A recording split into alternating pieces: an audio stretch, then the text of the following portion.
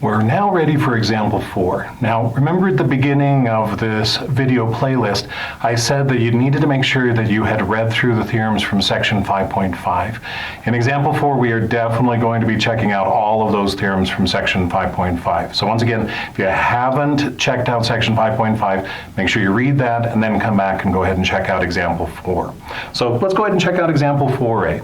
Example 4a is the one place where the wording of this problem looks a little bit different than the problems we looked at in section 5.5. So here, it doesn't ask what's the maximum number of real zeros we can have. It says how many complex zeros can this particular polynomial have. And because it's asking in terms of complex, that's why we're in section 5.6. Well, that's what the whole front page was talking about. So if we have a fourth degree polynomial, we know that we're going to have exactly 4 complex zeros on this problem. So there it is, we have 4. And then for part B, it talks about Descartes' rule of signs. Now remember, when I talked about Descartes' rule of signs on Friday, I said, I think about this as little lily pad jumps. So you go from one coefficient to the next coefficient, and you ask yourself, what do we have in terms of a sign change? If you have a sign change, you count the jump. If you don't have a sign change, you don't. So as you look at this, once again, x to the fourth, notice that that's a positive, so I'm going to say that that's positive. And that first lily pad jump then goes from a positive to a positive, not going to count that one. Next lily pad jump, positive to positive, not going to count that one. Positive, positive, not going to count that one. Positive to positive, again, I'm not going to count that. So as I look at all my lily pad jumps here, I didn't end up having anybody that has a sign change. So for f of x, that's going to tell me then that I'm going to have 0 positive real zeros on this particular problem. Well, the other part of Descartes' rule of signs then asks about the number of negative real zeros. And remember, in order to do that, we're going to actually do some calculation. We need to find f of negative x. And once we find f of negative x, we'll do the same lily pad jumping and see what's happening in terms of the number signs changes for f of negative x. So, okay, f of negative x means that we're going to come in and replace all of our x's by negative x. So this is going to then look like the following. And then we have to think about each one of those negative x's in parentheses and ask what's going to be happening to the sign when we take that negative x in parentheses to the fourth power, to the third power, and so on. Well, okay, let's see what we see. Negative x to the fourth power, a negative multiplied times itself 4 times, that's going to be positive, so we're going to get positive x to the fourth. Negative x to the third power, however, is now going to be negative. So we have negative x to the third times a positive 14. Positive times a negative is going to be a negative. So we have negative 14x to the third. Negative x in parentheses squared, negative times a negative is going to be a positive. So we have a positive x squared times a positive 70. That's going to be positive 70x squared. And then we have negative 142x and positive 85. So now let's go ahead and do our lily pad jumps and see what we have on this one. Once again, the x to the fourth is positive. So lily pad jump here, we're going from positive to a negative. Hey, that's a sign change. I'm going to count it. Next off, negative to a positive, another sign change, going to count it. Positive to a negative, that's a sign change, going to count it. And then finally, we have negative to a positive, that's another sign change. So on this particular problem then, I had 4 sign changes. So because I had 4 sign changes, that means that the first number that I'm going to write down for the number of negative real zeros is the number 4. But remember, Descartes' rule of signs says, then you take that number that you start with and go down by 2s until you either hit 0 or you hit 1. So if I start off with 4 and go down by 2, the next number down is going to be 2. If I keep on going, I can go 1 more down. 2 minus 2 is going to take me down to 0. Now, once I get to 0, I have to stop. Once again, I stop at either 0 or 1, depending on where I started. So on this particular problem then, I have 3 possible answers to this.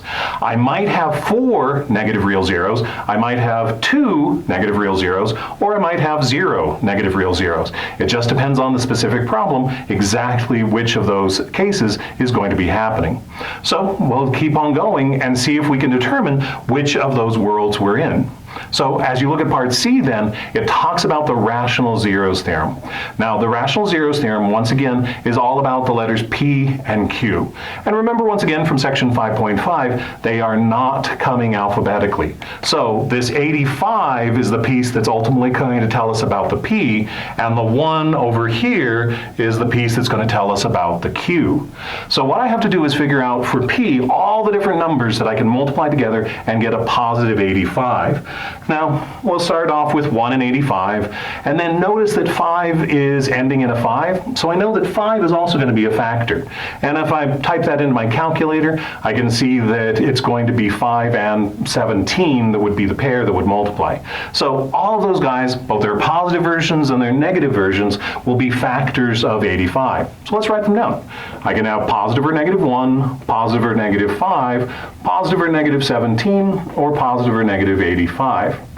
Now, in case I didn't say this when we were talking about section 5.5, I like to write down my P and also my Q list in increasing order, just to make sure that I haven't lost anybody. So I have the 1s, the 5s, the 17s, and the 85s. Now, my Q list is going to be significantly shorter because I just have a 1 sitting there. So once I realize that my Q has to be a factor of 1, I don't have a lot of options. So Q is just going to be plus or minus 1. So now I take everybody in my P list and divide it by everybody in my Q list. This time, that particular process isn't nearly as exciting as the problem we looked at in section 5.5. Since I only have a 1 sitting here for my Q list, I'm just taking all these guys and dividing by a version of 1. That's not going to change any of these. So my P over Q list in this problem happens to be exactly the same as simply my P list. So now I have all of the potential rational zeros for this particular problem. Now remember what that means. It means that if we have a zero that can be written as an integer divided by an integer, it's got to be one of these numbers. So we have taken an infinite number of list of possible zeros, and we're now down to only 8 things that could be written in this form of an integer divided by an integer. So again, I know for sure that 4 is not going to be a zero of this problem because 4 isn't listed in this list. But on the other side of things, I'm not guaranteed the positive 1 is a 0. I just know that it's a potential 0. So when I move on to parts D and E, I actually want to try to figure out which ones of these are going to be zeros. Now the author comes in and says, okay, we're down to 8, so we could go ahead and in the worst case scenario down here in part E, we could go ahead and do 8 synthetic divisions until we found somebody who was truly a 0 of this polynomial. However, we have some technology to help us out on this one. Remember that real zeros are the same as the idea of an intercept. So in part D, I'm saying, let's go ahead and use our graphing calculator to help us focus in on the zeros that are listed here and try to figure out, based on the x-intercepts of our graph, which ones of these we should actually try to determine if they're going to be x-intercepts. So if you haven't done this yet, I want you to go ahead and type our function f of x into your graphing calculator, and then I want you to graph it. Now, you might need to go ahead and zoom it, and maybe zoom standard might be a good choice to make sure that you have nice tick marks, that your tick marks aren't at a strange kind of 0.7 away from each other or something like that. If you do zoom standard, everything's going to be 1 away, and it's a lot easier to read through that. So once you've graphed this, what you're going to find is that our function has a graph that looks something like this.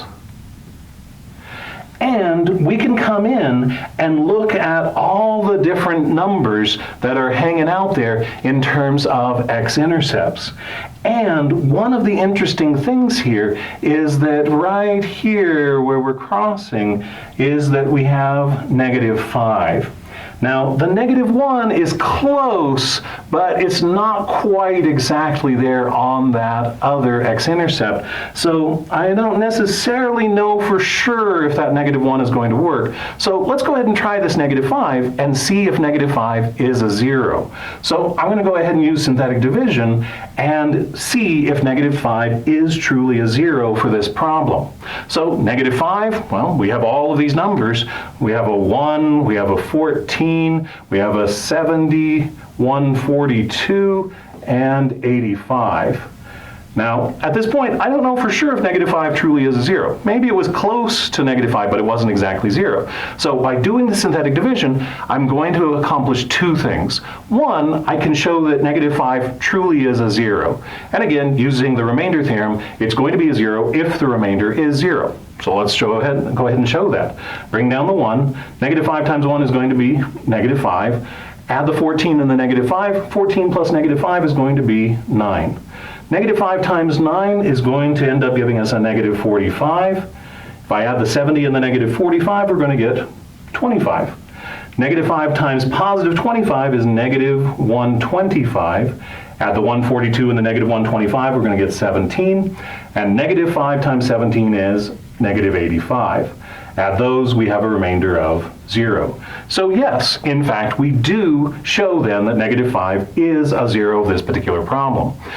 Unfortunately, I haven't gotten to a point, though, where I can move forward nicely, because we started with a 4th degree polynomial, and by doing one synthetic division, we dropped down the power down to 3. So this quotient right here is a 3rd degree polynomial. I still am not 100% certain how to deal with 3rd degree polynomials. So let's go ahead and see if we can do another synthetic division and bring that 3rd degree polynomial down to a 2nd degree polynomial. Now, we looked at this graph earlier and I said, well, over here, maybe that was negative 1, maybe it's not. Well, let's go ahead and see if negative 1 really is that 0. So I'm going to take these numbers and continue this synthetic division process and see if the negative 1 actually works. I'll need to go ahead and clean the board, and we'll try that division.